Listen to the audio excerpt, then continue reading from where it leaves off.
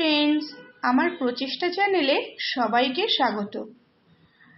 আজকে থাম্বনেল দেখে নিশ্চয়ই বুঝতে পারছেন যে কিভাবে গরমের ছাদ বাগানকে আবার নতুন করে সবুজ করে তুলবো, শীতের মতোই রঙিন করে তুলবো, সেই সম্পর্কে কিছু বলবো।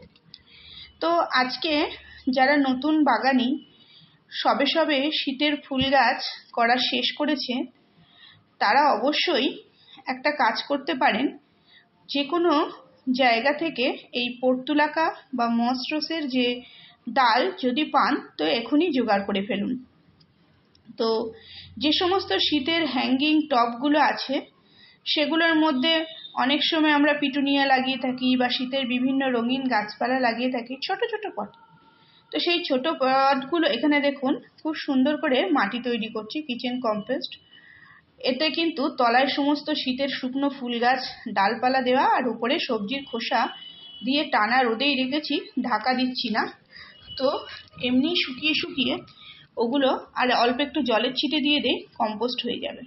এই যে মাটিগুলো দেখছেন এগুলো পর্তুলাকারই মাটি। এই যে মাটিগুলো আমি বের করলাম এগুলো পিটুনিয়া বসানো ছিল। তো আমি কি করেছিলাম, হ্যাঙ্গিং পটগুলোতে পর্তুলাকার যে সমস্ত গাছ ছিল সেই গাছগুলো বর্ষার পর পর সমস্ত এই হ্যাঙ্গিং পটগুলোর মধ্যে দিয়ে অল্প করে মাটি দিয়ে রেখে দিয়েছিলাম।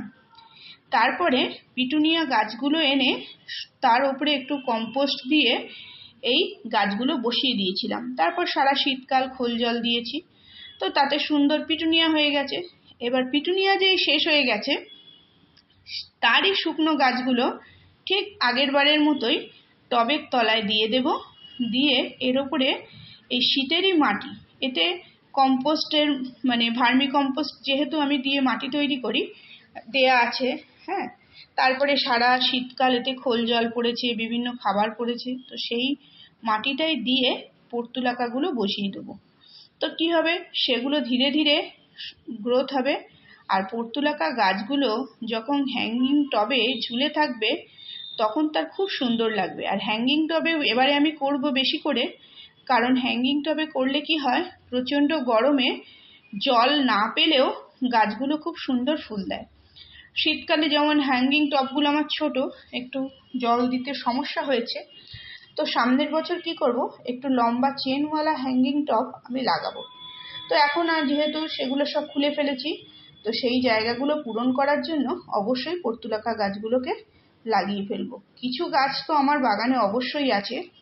আর এখন কি করব, বিভিন্ন টবের গোড়ায় এই পর্তুলাকার বীজ থেকেই যেহেতু কম্পোস্ট করে করে মাটি তৈরি করি আমি, তো তার বীজ মানে দাগগুলো পড়ে বেশিরভাগ টবের গোড়ায় এই পর্তুলাকা চারা বেরিয়ে থাকে। তো কি করব, সেই চারাগুলো এই যে এটা একটা, এ দেখুন পুরো গোড়া সমেত গাছটাই আমি তুলে এখানে বসিয়ে দেবো। এটা তো হবে, আর বিভিন্ন কালারের বিভিন্ন গাছ আমি সব অন্যান্য টব থেকে তুলে রেখেছি, সেগুলো এর মধ্যে দিয়ে দেবো। আমি এক হাত দিয়ে ফোন ধরে ভিডিওটা করছি, তো আর সেই জন্যে একটু ভিডিওটা সরে সরে গেছে, তো কিছু মনে করবেন না।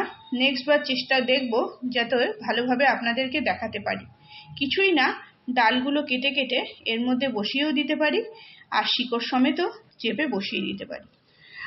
গরমের বাগান সুন্দর করে ভরিয়ে রাখতে গেলে অবশ্যই কিন্তু আমাদের কোনো টবের ভিতরটা খালি রাখলে হবে না, কারণ এখন প্রচণ্ড গরমে যে সমস্ত বড় বড় জবা, নাকচম্পা, তারপর এরকম বিভিন্ন যে সমস্ত তার নয়নতারা বড় বড় যে সমস্ত টবগুলো আছে তার গোড়াটা নিশ্চয়ই ফাঁকা থাকবে। আমি তার গোড়ার মধ্যে কোনো গাছ বসাই না।